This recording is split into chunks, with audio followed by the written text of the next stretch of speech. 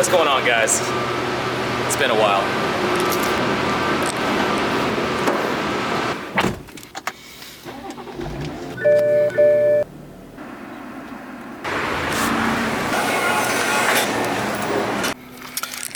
So, what's new in my life? Well, first and foremost, I'm no longer in the Marine Corps Reserves. Surprise, surprise. I know it's a little weird because I started this channel making videos about the Marine Corps Reserves and sharing my experience and some insight on that. And I know a lot of you guys didn't expect me to get out because I've portrayed the Marine Corps, in my past videos at least, in a very positive, optimistic point of view. So why did I leave? Well, let's talk about that. Well, I thought I'd film outside because it's a beautiful day. I hope you guys can see me. The lighting's not too bad. I can't really see myself with this new camera, but there's some train tracks behind me, so if a train comes, we might have to jump in the car. But yeah. Anyways, my name is Sheldon. If you guys are new to the channel, I used to make videos about the Marine Corps, more specifically the Marine Corps Reserves, sharing my experience and some insight as a drilling reservist. Now, if you guys have seen my other videos in the past, you guys might be surprised to learn that I got out of the Marine Corps Reserves. And I think, you know, you guys may be surprised because I've always portrayed the Marine Corps in a very positive, optimistic point of view, talking about like all the opportunities that I had, how I think it's a great opportunity for a lot of people who share a similar background and experiences as I had when I was younger. A little background about me: I joined when I was 20 years old. I was a broke college student who didn't know what he wanted to do in life, and the Marine Corps was an excellent opportunity for me to grow personally and professionally and take advantage of, you know, those things. Then why did I leave? Well, first and foremost, let me just say, I don't think I'd be where I am today. I'm talking about my job, my lifestyle, who I am as a person, personally and professionally, if it wasn't for the Marine Corps. So I have all that to owe to the Marine Corps. But the reason why I got out. So if you guys watch my other videos, you guys will hear me talk about the Marine Corps as essentially a stepping stone. You know, literally think about a stone. It helps you get to where you need to go in the future, right? It provides you the opportunity to grow, right? Gives you opportunities to learn, to get to where you want to be. It's a means to an end. But like all stepping stones, now literally envision a stone, there comes a time and point in your life where that same stone could drag you down or act as an inhibitor. And what I mean by that is I felt like I had learned everything that I needed to, or I could learn from the Marine Corps. So I didn't see the value in staying in anymore. And I think that's the same rhetoric that a lot of people share, and that's the same reason why a lot of people get out.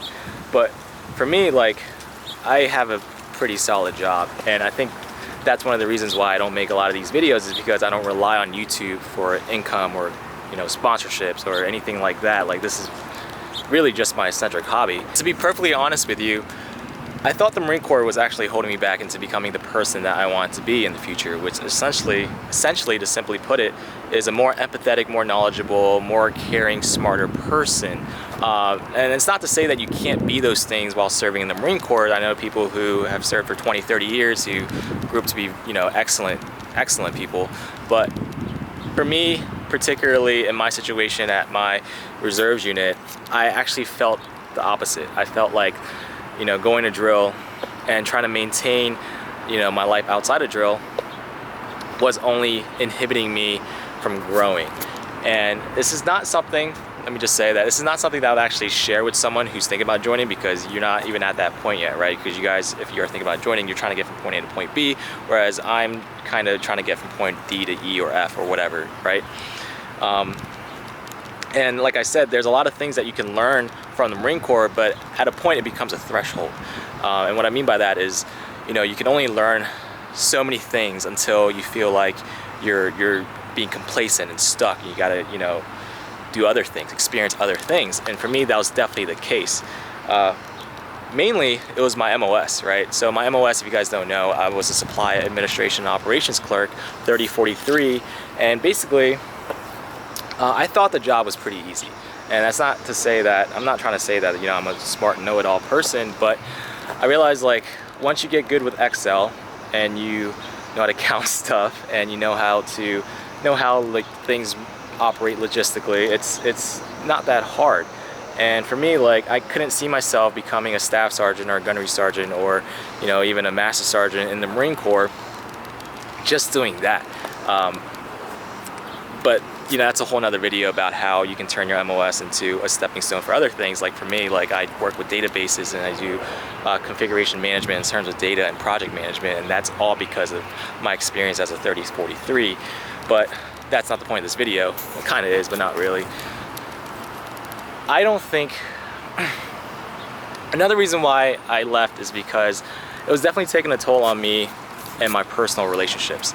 And what I mean by that is, there's a certain way that Marines behave that is almost applauded. Like you yell, you move fast, you do things with intensity. Those things are great in a wartime environment, or you know, when you're trying to get shit done.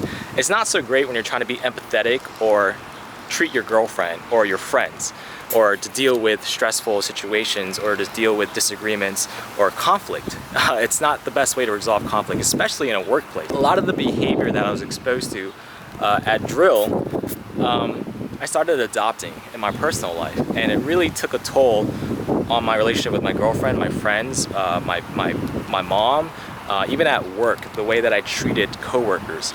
You can't treat coworkers in a civilian workplace the same way you treat your subordinates in the Marine Corps. I'm not trying to say that everybody in the Marines is an asshole. I'm definitely not saying that, but I will say that it's not such an aberration to experience that sort of behavior in the Marine Corps and then, you know, later have it, you know, influence the way that you behave and act around the people that you love and care about. Now, that's not to say that there aren't people who are able to be hard-charging non-commissioned officers and maintain a personable personality, for the lack of a better term, but for me, I didn't see the value in that, and it was definitely taking a toll on my relationship outside of the Marines, you know, my personal life, which was the majority of my life, and even at the workplace. Hey, buddy. Now, at this point, I know some of you guys might be thinking, well, Sheldon, if you didn't like your experience at the current, you know, reserve unit that you're at, why didn't you just transfer to another unit? And that's a good point, and I tried, but here's the thing about the Marine Corps Reserves. Because it's such a small component, there aren't a lot of opportunities. And what I mean by that is I was driving 2 hours from the DC area to Wilmington, Delaware to drill, because that was the only unit within a 2-hour, you know, drive that had my billet. And in fact, the last 2 years of my contract, I became excess, meaning that my rank exceeded the billet that I was qualified for, and therefore I wouldn't have been able to re-enlist at that unit. I would have to find another unit within, you know, the proximity that I'd be willing to travel to. And I think the nearest one was like in Virginia, like 4 hours away, and I was not about that life. Would I have stayed in if I could have, you know, transferred to a different unit and experienced it and see what that was like? Maybe, maybe not. But I will say that I'm happy. I don't regret joining the Marine Corps Reserves. I think it was a great experience.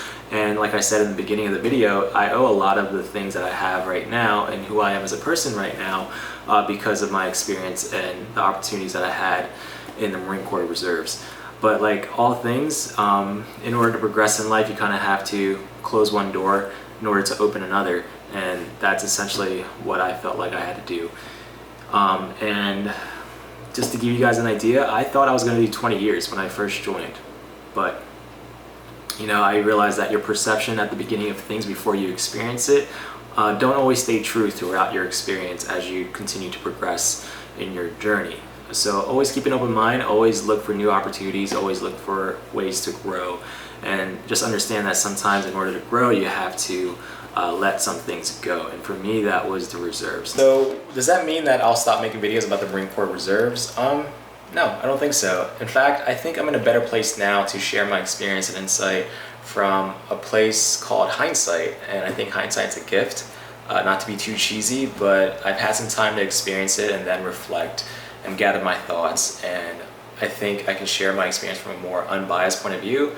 And I think that, you know, can offer you guys some value if you guys are interested in joining, or if you guys are like me and have joined and you guys are trying to find someone who you can relate to. And I'm all about that. I'm all about sharing. But yeah, that's it, guys. I'll see you guys in the next one.